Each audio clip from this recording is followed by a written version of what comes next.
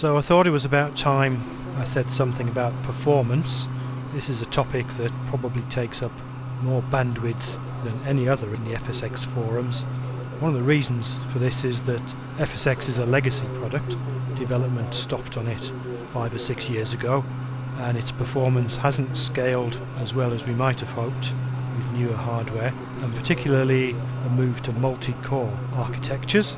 Over the years, people have assembled various guides to tweaking FSX, but inevitably they'll point out, correctly of course, that you need to work out many of the details yourself, because they rely on balancing many interdependent parameters through experiments for your particular system. So with all that said, I'm not going to tell you what to do. I'm going to tell you a bit about what I did, and maybe this will help you in your own experiments. First things first, for me FSX means general aviation and vintage aircraft, orbix, scenery and real weather. I use an ultra-wide display with a resolution of 4066 by 1024, that's about 4 megapixels, and I use the virtual cockpit. I'm also running a bucket load of add-ons including Active Sky, Cumulus X, Track IR and AccuFeel and so on. So I'm going to talk about my setup under 3 broad areas. That's the basic slider settings in FSX, any additions I've added to the config file, and then my anti-aliasing settings. The first thing I want to do is restore my fsx.cfg to its pristine state, which I can do just by deleting it. When I run FSX it creates a new one from scratch. Actually this is not quite what I do, because I have a lot of add-ons and I'm going to save the trusted section as a text file and copy that back into the new config file after it's been created. This just means I don't have to OK tens of dialogues asking if I want to mark all my aircraft gauges and orbix libraries and so on as trusted. Now's probably a good time to mention config file management. If you get carried away with tweaking your FSX config file, you can soon get out of hand and you don't know what you've got. So the approach I'm taking is to create a baseline config file, which I'll keep a backup copy of, and then use a tool to manage anything I want to add. The tool I'm using here is FSX Go from Orbix. This is a handy little utility and it's very cheap, about $10 US. I'm going to come back to this tool in a minute, but I just want to point out the obvious, which is that it's really important to keep track of what you're adding to the config file, and I'd also recommend that you get a file comparison tool to help you with this. I use a thing called diff merge, which is what you see here. If you keep a backup of your base config file, you can always check back using a tool like this to spot any additions or deletions. It's not quite as convenient as it might be, because FSX seems to change the order of entries in the file in ways I haven't figured out yet, but it's still easier than trying to compare files by eye. The next thing I want to do is to set up my FSX sliders sensibly, and again this will create part of my baseline configuration before adding any advanced tweaks. Now I recommend that you just leave these basic generic sliders alone, go straight into customize. So what can we do? I'm not going to look at this in any great detail, but we've got the frame limit set in FSX. This is my screen resolution. I run full screen. These areas are not used if you're controlling your filtering and anti-aliasing through the NVIDIA control panel. So we want global text resolution very high, everything off here except advanced animations. On aircraft, I mean, I'm only going to comment on the ones that are performance specific really.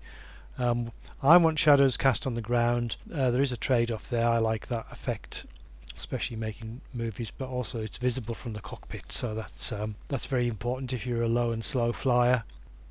Same goes for aircraft landing lights.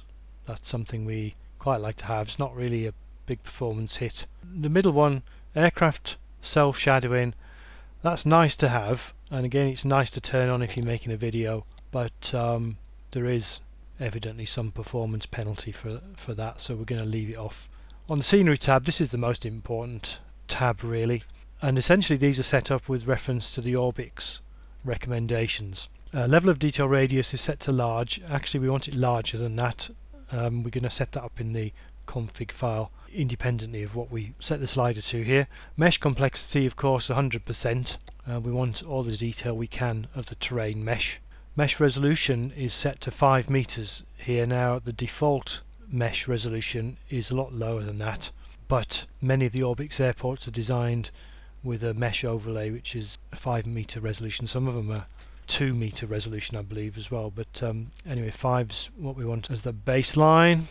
Texture resolution 7 centimeters, that's as high as it will go, pegged all the way to the right. Again, many of the Orbix airfields have 7 centimeter textures. There's no performance hit if we have that set all the way to the right at other locations, so there's no reason not to set that. Water effects, this is a very performance hungry slider. We want to use shader 2 water, but we want to keep it as low in the 2.x range as we can to avoid too much of a performance penalty. The way I've got it set here means I'm not going to have reflections in the water, even cloud reflections. I don't care about that. It still looks pretty good with the Rex wave animations in particular. Over on this side, scenery complexity extremely dense. Again, this is the Orbix recommendation. That's how they've designed the airstrips, so that's how you want to see it. Obviously you can back that off and get better performance, but the gold standard is to keep that all the way to the right. Autogen slider by contrast, we can back that off. Again, the recommendation from Orbix is you start at normal. With my spec I should be able to go to dense as well, and indeed often I have it set at dense, but since I've been experimenting with the performance impact, I've had it set at normal. Special effects detail high, I don't know what that does, I'm going to leave that out. On the weather tab, cloud draw distance is at minimum. That's another, I mean, when we talk about weather we'll see that rendering of clouds is actually pretty significant overhead, and of course the more clouds you draw further into the distance the worse that is. So you know, we don't really suffer too much from having that over at the left. Thermal visualizations, well that's all. I've got FSX thermals turned off completely anyway because I'm using Cumulus X to provide thermals. But over here obviously we want detailed clouds. If we don't have detailed clouds selected, we're not going to see any of the Rex textures. Cloud coverage density maximum, you can set this in the config file to a higher value than maximum on the slider, and that does improve the quality of your overcasts. It improves the coverage. I'm not going to do that because I'm using active sky, and that has its own ways of enhancing the overcasts and so on. So what else? Traffic does have a significant performance overhead, assuming you're flying in areas where there is lots of traffic. Now road traffic in particular is quite performance intensive, but if you're flying at small strips out in the countryside, you actually don't see too much road traffic anyway. I've got it down at the low teens there. I think that's pretty much what Orbix recommends as well. Ships and ferries, yeah, we can leave those fairly low. So that's it really for slider settings that have significant performance implications. So let's have a look at what I've done to my config file. This program's basically a config file manager. You can see down the left hand side here I've got a number of profiles set up. Each of these corresponds to a set of additions I would like made to the config file before FSX runs. So I've selected a profile on the left here, and the right hand side shows the additional lines that will be inserted before running FSX. So you can see I've got various things set up here. These are not all to do with performance. For example, I've got wide view aspect, which I always want to be set true. Just a few miscellaneous things. Stick sensitivity mode, that's for the joysticks. These are just disabling some of the irritating messages that you sometimes get, like when you press the brakes or the stall warning and so on. So the only settings really that impact on performance that I can show you in the that I've added to the config file, well, texture max load, that has a potential performance implication. It's set to 1024 at the moment, which is actually the default. You can up that to 2048 and 4096. That's if you want to use the larger cloud textures.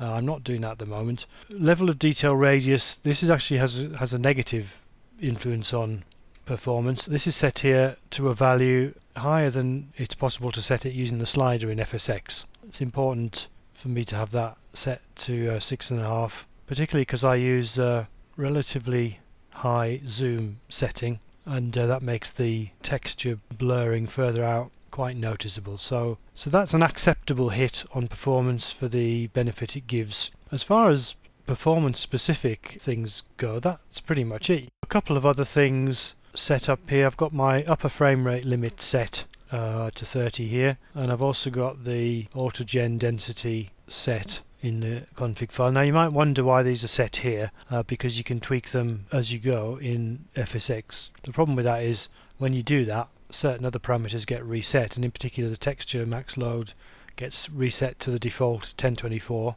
and also the level of detail radius would get set to the maximum slider value, which is actually smaller than this. I think it's 4.5 or something. So actually you don't want to be going into the settings dialog and changing anything at all. So that's the reason to have these things set in the config file. Now just one other thing to say about this program, and it's a bit of a gotcha really if you don't know about it. You notice that each of these settings has got a checkbox next to it. So the logic is if it's checked, it will be inserted into the FSX config file before FSX runs. Now you might expect that if you uncheck a box, it'll be taken out of the file, and that actually doesn't happen. It's simply if you uncheck texture max load, for example, all that means is that that value is not copied into fsx.cfg before launching Flight Sim. It doesn't get removed, which is actually quite confusing. So the way this seems to work is that when you press the launch button, what happens is that for the currently selected profile, anything on the right hand side here that appears with a tick in the checkbox, that line or the appropriate line corresponding to that is inserted into fsx.cfg, and then FSX is launched.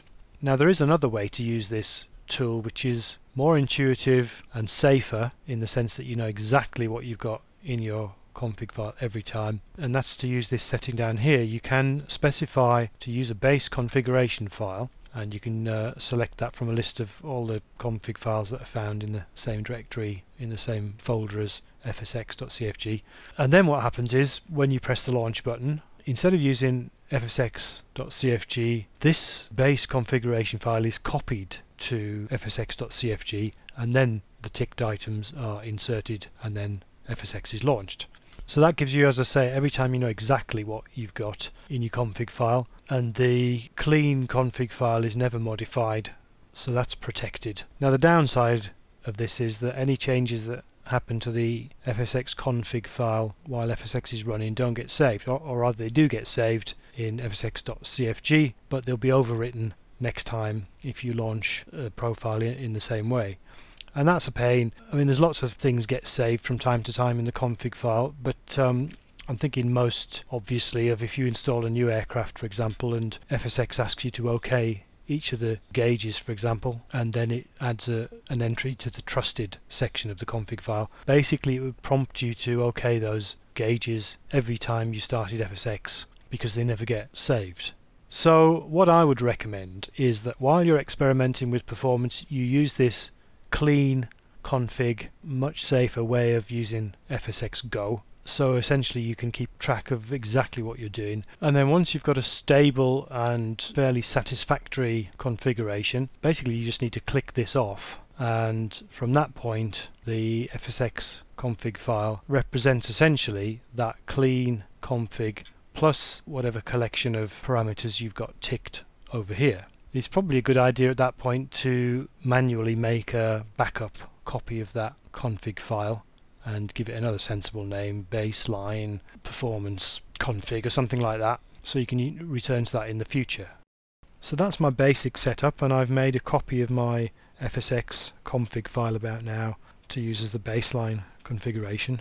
You've probably noticed I have some of the other popular tweaks here in my config file: buffer pools, reject, threshold, texture, bandwidth, multiplier, and all that. You'll also notice that they're mostly turned off. In fact, very few of these made any noticeable difference for me, so I'm not using them. It's worth remembering that most of the fuss around these tweaks happened about 3 years ago, when most people were running Core 2 Duos or low-speed quad-core machines, and even then those with the overclocked i7s were saying that tweaking was a mug's game. These days most of us have jumped forwards past the original i7s to Sandy Bridge or Ivy Bridge processors, and overclocking is much more common. My PC, for example, is an i5 that came in a pre-overclocked bundle that runs at 4.6 GHz. I suggest you don't bother with these tweaks at all unless you're trying a solution to fix a particular problem. For For example, I've increased the buffer pool's memory from its default of 4 megabytes to 10 megabytes to cure a sound glitch. The only other tweak I have here is the affinity mask, because this makes my track IR work more smoothly. So with all that set up, I get basically solid performance in clear conditions. I can set my frame cap to 40 frames per second and I get pretty consistent smoothness even with Orbix scenery. Now I'm not testing this with huge cityscapes or the big international airports because this isn't where I fly. My benchmark locations tend to be Walter Sutton's, Israel's Farm and Orcas Island in the Pacific Northwest. Also Stapleford in the UK scenery, which is quite a performance hog. So the next thing was to establish what anti-aliasing settings my video card's capable of without dragging FSX down. Now again, there's a lot of advice out there, some of it good, but not all of it worth taking. For a long time I had no real idea what any of the anti-aliasing settings meant, and so I just tinkered with them more or less at random, and it was a revelation when I found some simple advice on how to set things up. I started incidentally from some recommendations by the Orbix developers. Setting your anti-aliasing too high can have a massive performance hit, so you do need to start conservatively and work your way up. I'm not going to cover this in a lot of detail, but there are 3 basic variables you need to know about. The first is filtering, which is to do with fixing the shimmering effect that you get when textures are viewed obliquely, and in FSX this mostly means ground textures, and this is pretty much non-negotiable really. So we have it set here to anisotropic filtering type and at 16 times. You can see other settings here, but I'm not going to talk about them. I'll list complete settings in the video description. The other 2 variables are anti-aliasing and transparency anti-aliasing. Anti-aliasing is what smooths out the appearance of edges, and in particular for FSX the edges of 3D models such as the aircraft parts, buildings and other scenery models. Transparency anti-aliasing does a similar job for scenery elements that are implemented as 2D bitmaps, and these are mostly used to represent autogen trees and other vegetation, which, as you might have noticed, are not 3D models at all. They're made up from 2 bitmaps intersecting at right angles, and these bitmaps have a single background colour that's rendered transparent, which leaves a jagged edge around the tree or the bush. Anyway, it's these edges that transparency anti-aliasing works on. This is the source of most of the shimmering that you see in your scenery. And there are various anti-aliasing algorithms, but if you're going to experiment, mostly what you need to know is this. Super sampling gives great quality but it's very expensive in terms of performance. Multisampling is relatively cheap but can still give acceptable quality. I've started at 4 times multisampling and discovered I could go up to 8 times without any noticeable performance hit. You can, of course, leave your anti-aliasing set to application controlled and let FSX take care of it. This seems to give the equivalent of 4 times multisampling, so it's a definite step up if you can get 8 times multisampling or better. Now I'm setting these values in NVIDIA control panel, where you can associate particular settings with FSX. Now people will tell you that you need a thing called NVIDIA Inspector to do this, but you don't. Inspector is just an alternative control panel. It doesn't do anything else, but it does give you access to more of your video card's settings. All this means is that you can get deeper into tinkering with more advanced settings if you know what you're doing. So I've established 8 times multi-sampling as a good baseline for my system. It's a useful experiment, by the way, to turn off anti-aliasing altogether and check that your performance is fairly consistent before you get into this. It's going to look terrible, but it helps you isolate video settings from other performance factors.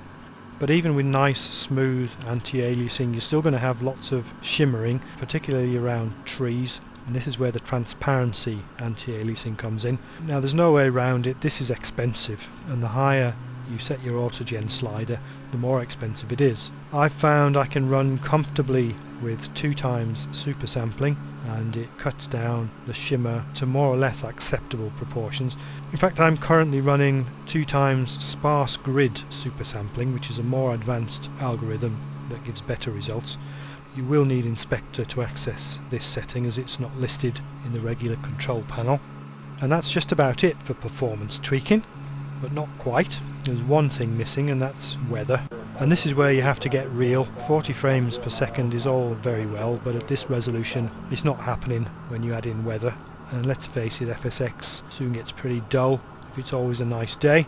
So we want real world weather with clouds and bumps and haze and thermals. For live weather I'm using a combination of Active Sky 2012, Cumulus X and AccuField 2, and I'm using Rex to provide the cloud textures. The real performance hit from weather comes from cloud rendering, so it's crucial to experiment with that to get the right compromise.